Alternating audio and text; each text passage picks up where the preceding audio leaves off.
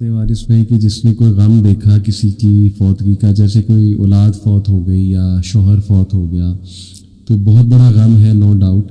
جیسے ایک مدر تھی، انہوں نے مجھے کہا کہ میری بچی تھی 14 سالہ، ڈاؤن سنڈروم تھا، اسے تھوڑا سا اب نارمیلٹی تھی، تو بڑا میرے ساتھ اٹیچ تھی، میرے ساتھ سویا کرتی تھی آف کورس، اور اندھیرے سے ڈرتی تھی، تو میں اس کے ساتھ ہی لگی رہتی تھی، مجھے گلے لگا کے سوتی تھی. تو پھر رونے لگ گئی، کہتی کہ مجھے بڑا وہ ہوتا ہے، خوف آتا ہے قبر میں کیا ہوگا، کیسے ہوگی، اندھیرا ہوگا وہاں پہ، سبحان اللہ. تو میں نے انہیں ایک ہی جملہ کہا جس نے انہیں کام ڈاؤن کر دیا کہ دیکھیں آپ تو تھیں اس کی ماں، اب وہ چلی گئی اپنی خالق کے پاس. تو اگر آپ اس کے بارے میں اتنا فکر مند تھیں اور اتنی محبت دے رہی تھی، تو خالق کا پھر کیا معاملہ ہوگا اس کے ساتھ؟ اب تو خالق جو ٹریٹ اسے کر رہا ہوگا اس بچی کو، سبحان اللہ. یعنی آپ کیوں یہ نہیں سوچتی کہ اللہ تو آپ سے انفینائٹ ٹائم محبت کرتا ہے، تو اللہ کے پاس جا چکی ہوں، یہ تو آپ کو بلکہ ٹھیک ہے غم اپنی جگہ، لیکن آپ کو راضی بھی ہو جانا چاہیے کہ رب نے بلا لیا اپنے پاس، اور اب رب بیسٹ ٹیک کیئر اس کی کر رہا ہوگا.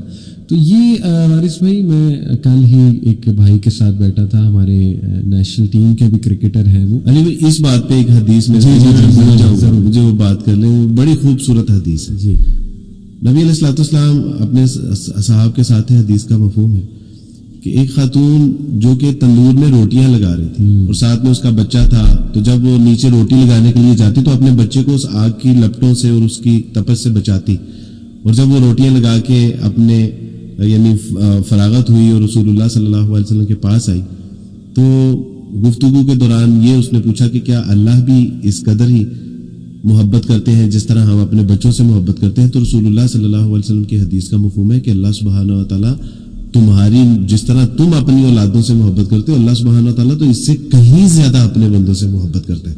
تو وہ ماں کا واقعہ کیا ماشاءاللہ خوبصورت واقعہ کہ ان کو تو تسلی ہونی چاہیے کہ اب وہ میرے ہاتھ میں تو کبھی اس کو نظر انداز بھی بھی دیتی ہوں گی، غصہ بھی ہو جاتی ہوں گی، جو ہے اللہ سبحانہ تعالیٰ کی جو ہے وہ پاس ہے، اور اللہ کیسی پرورش کر رہے ہوں. کئی مائیں پریشان ہوتی ہیں اپنے بچوں کی پرورش کے حوالے سے، ان کا کیا بنے گا، ان کا کیا بنے گا، سبحان اللہ. میں انہیں یہی کہتا ہوں کہ دیکھیں آپ کو اتنی فکر ہے، اللہ کو بھی ہے نا، اللہ تعالیٰ کے بندے ہیں، یہ اللہ تعالیٰ کو ہی جواب دیں. آپ انشاءاللہ نیک بنیں، آپ اپنے طور پہ تقوی اختیار کریں، جیسے وہ سورہ کہف کا واقعہ ہے نا، وَكَانَ أَبُوهُمَا صَالِحًا، چونکہ ان کا باپ نیک تھا تو اللہ نے مجھے حکم دیا ان کی حفاظت کی جائے. اللہ کی گارنٹی ہے کہ اللہ حفاظت کرے گا.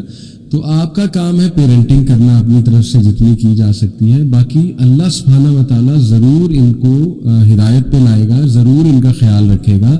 تو زیادہ پریشان نہیں، اپنی بیسٹ ایفرٹ کریں، باقی اللہ سبحانہ و تعالیٰ آپ سے زیادہ محبت کرتا ہے ان سے، تو وہ ضرور ان کی ٹیک کیئر بھی کرے گا. اب وہ ہمارے کرکٹر بھائی کا واقعہ کو سنانے لگے تھے. کل میں بیٹھا ہوا تھا ان کے ساتھ، تو نام اس لیے نہیں لوں گا فار پرائیویسی ریزنس. تو وہ ہمیں نا بڑا مزاحیہ کچھ باتیں بھی تھیں، واقعات سنا رہے تھے. کہتے کہ ہمارے جو فیلو کرکٹرز ہیں، مطلب ڈومیسٹک لیول کی بات کر رہے تھے، کہتے کہ وہ ڈومیسٹک ٹورنامنٹس کھیل رہے ہیں نا، مختلف شہروں سے آئے ہوئے، تو ہوٹل میں ٹھہرے ہیں، اچھے خاصے ہوٹل میں، 4 اسٹار 5 اسٹار ہوٹل میں ٹھہرے، مطلب لوگ بھی عزت دے رہے ہیں، ہوٹل والے بھی عزت دے رہے ہیں کہ بھائی کرکٹر ہے، ٹھیک ہے. اس کے بعد اچھی خاصی سیلری ہے، سیلری بھی بہت اچھی ہے، لیکن زبان پہ ناشکری کہ ہمارا کچن نہیں چلتا، ہمارا کچن، ہمارا کیا بنے گا. کہتے میں انہیں کہتا ہوں اللہ کے بندو، ہوٹل میں بیٹھے ہوئے ہو 5 اسٹار، کرکٹ کھیل رہے ہو، کر بھی ہو رہے ہو جو پسند کا کام ہے. کئی لوگ ہیں وہ کام کرتے ہیں جو پسند نہیں ہے، اور وہ بس مجبوراً کر رہے ہوتے. کرکٹ کھیلتے ہو، کرکٹ کے ہی پیسے ملتے ہیں، پیشن ہے، وہی پیشن ہی پروفیشن ہے، پیسے اچھے خاصے مل رہے ہیں، کس چیز کی ناشکری ہے؟ یہ کیا جملہ ہے کہ کچن نہیں چلتا، سبحان اللہ. تو یہ دیکھیں اللہ کی محبت کیا ہمیں نظر نہیں آنی چاہیے کہ اللہ نے ہمیں، دیکھیں ہمارا ایک پیشن تھا، وہی ہمارا اگر پروفیشن بن گیا، تو کیا ہمیں شکر نہیں ادا کرنا چاہیے؟ اس کو تو غالب نے عیاشی کہا ہے، پیشن ہی آپ کا پروفیشن بن جائے، دیٹ از عیاشی. صحیح بات ہے. تو یہ ناشکری کا ایلیمنٹ بھی وارث بھائی بڑا غالب آ جاتا ہے کبھی کبھی. جیسے سعید انور بھائی نے بھی ایک واقعہ سنایا ہوا ہے اپنی ویڈیو میں. انہوں نے کہا میں ساؤتھ افریقہ کے ٹور پہ تھا، تو شعیب اختر کو میں نے کہا مجھے بہت تیز بال ڈالو اس میں پریکٹس میں. کہتے ہیں اس نے اتنی تیز ڈالی کہ میری ایلبو جو ہے نا بریک ہو گئی، کوئی انجری ہو گئی، انہیں ایلبو کی انجری ہو گئی بڑی زبردست قسم کی.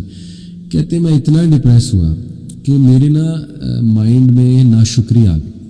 میں نے اللہ کو کہا کہ اے اللہ، میں تو یہاں کھیلنے آیا تھا اور میں انجر ہو گیا ہوں، میں نے تو کبھی کسی کا برا نہیں کیا، میرا قصور کیا تھا؟ کہتے ابھی میں اسی طرح کے خیالات میں گم تھا کہ پتہ نہیں میں میچ کھیل پاؤں گا نہیں کھیل پاؤں گا یہ وہ. اور کہتے ہیں میرا کیریئر کا بڑا ڈیفائننگ مومنٹ بھی تھا. کہتے ہیں مجھے غالباً فون کال آئی کسی کی کہ وہ بچہ ایک ہے افریقن, وہ آپ سے بہت زیادہ متاثر ہے, تو اس کی خواہش تھی, تو ہم نے کہا آپ سے بات کرا دیتے ہیں, وہ بڑا آتا ہے ویٹ کرتا ہے آپ کا یہ وہ. تو کہتے ہیں میں نے کہا ٹھیک ہے کرا دو. کہتے ہیں اس نے اس سے بات کی, بچے نے کہا کہ میں آپ کا بہت بڑا فین ہوں, آپ کی بیٹنگ سٹائل کا, میں آپ کی طرح بیٹنگ کرنا چاہتا ہوں. تو کہتے ہیں میں بڑا خوش ہوں. میں نے کہا تو کرو, کس چیز نے تمہیں روکا ہے, بتاؤ تمہیں کوئی ٹپس چاہیے. تو کہتا ہے لیکن میں کر نہیں سکتا نا, میری ٹانگیں خراب ہیں, میں ویل چیئر پہ ہوں. تو کہتے ہیں کہ میں اتنا رویا واش روم میں جا کے, اتنا رویا کہ اے رب میں ایلبو انجری پہ ناشکری تیری کر رہا ہوں. یہ بچہ ساری عمر کرکٹ نہیں کھیل سکتا, یعنی یہ ویل چیئر پہ ہے, تو میں کتنا بڑا مجرم ہوں اللہ رب العالمین کا.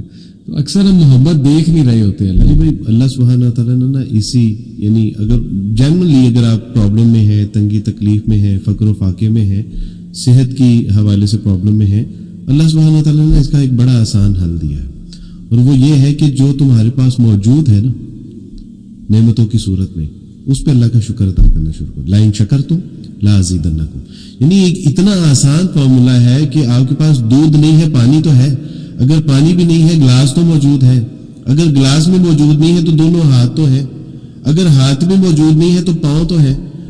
جو میسر ہے نا اس پہ شکر ادا کرنا شروع کر دو. لئن شکرتم لازیدنکم. اور پھر اللہ سبحانہ تعالیٰ نے آگے جو ایک تھریٹ کال دی ہے نا, وہ یہ ہے لئن کفرتم ان عذابی لشدید. اللہ نے پھر بات ہی نہیں کی آگے, اگر میری ناشکری کرو گے تو پھر اللہ نے ڈیفینیشن نہیں پیش کی آگے, انٹرپریٹیشن بھی نہیں کوئی کی.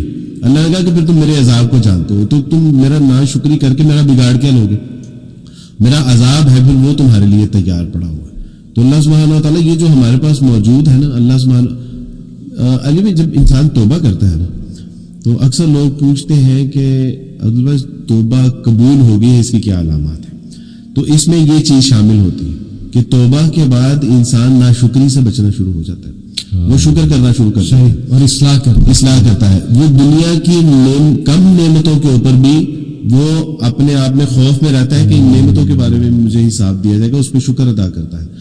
وہ اپنے آخرت کے حوالے سے جو نیک اعمال ہے اس کو وہ کم جانتا ہے.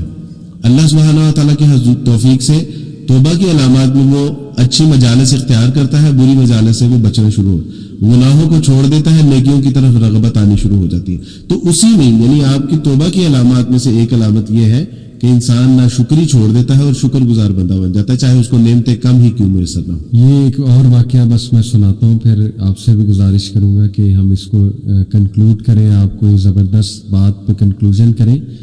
صحیح مسلم کی حدیث ہے, اور جو صحابی حدیث سنا رہے ہیں وہ باقاعدہ پھر مسکرا بھی رہے ہیں سناتے باہر. تو ان سے جب پوچھا گیا مسکرا کیوں رہے اتنا, کہتے جن جن موقعوں پہ میں مسکرایا ہوں میرے نبی مسکرائے تھے صلی اللہ علیہ وسلم.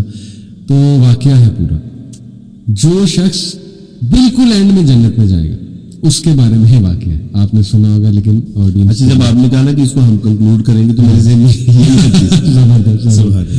چلے میں اس پہ سبقت لے گیا, مجھے پہلے یاد آ. تو واقعہ یہ ہے وارث بھائی کہ اللہ سبحانہ تعالیٰ اس کو جب جہنم سے نکالے گا تو اس کو سٹیپ بائی سٹیپ اب راحت کیسے دے گا اللہ سبحانہ تعالیٰ. اللہ تعالیٰ اس کو ایک درخت دکھائے گا, اور درخت چھاؤں والا ہوگا, بڑا زبردست درخت ہوگا. تو وہ ابھی اسے سمجھ نہیں آ رہی ہوگی ہو کیا رہا ہے, سرپرائز ہے اس کے لیے.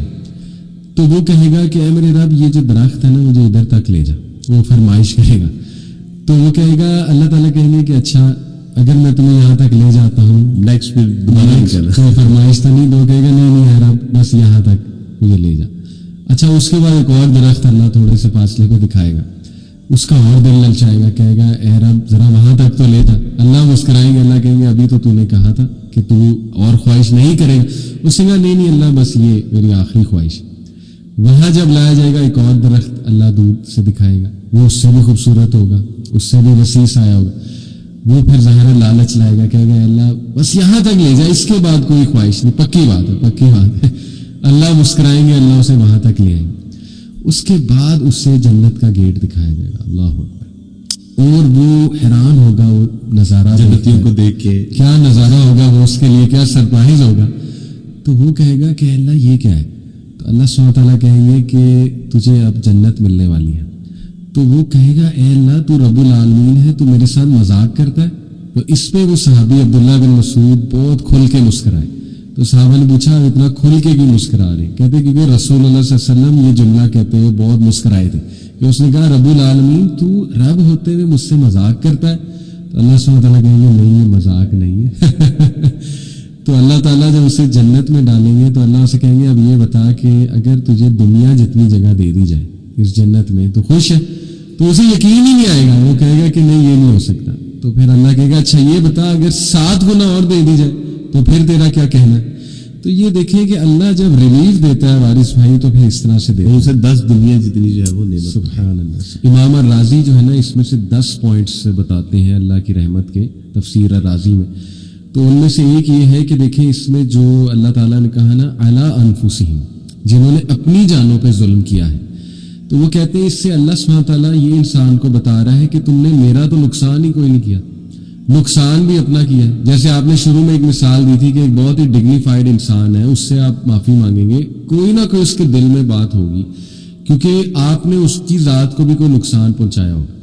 جیسے مثال کے طور پہ آپ نے اس کی کوئی لیٹ سے اولاد کو نقصان پہنچایا ہوگا یا دل دکھایا ہوگا, اس کی عزت آبرو یا اس کی بالکل ایگزیکٹلی. تو اس کے لیے شاید کوئی نہ کوئی وہ اندر ہو کہ یار نہیں اس نے میرے ساتھ بھی غلط کیا تھا, تو تھوڑی بہت گنجائش شاید رہ جائے معاف کرنے کے حوالے سے, لیکن میں کہیں نہ کہیں کو بات رہ جائے, کہیں نہ کہیں بات رہ جائے. لیکن ہم اصل میں نا اللہ کو بھی انسان کے اس طرح سے سمجھتے ہیں, انسانی ایٹریبیوٹس. دیکھیے اللہ سبحانہ و تعالیٰ گاڈ آل مائٹی ہے, اللہ رب العالمین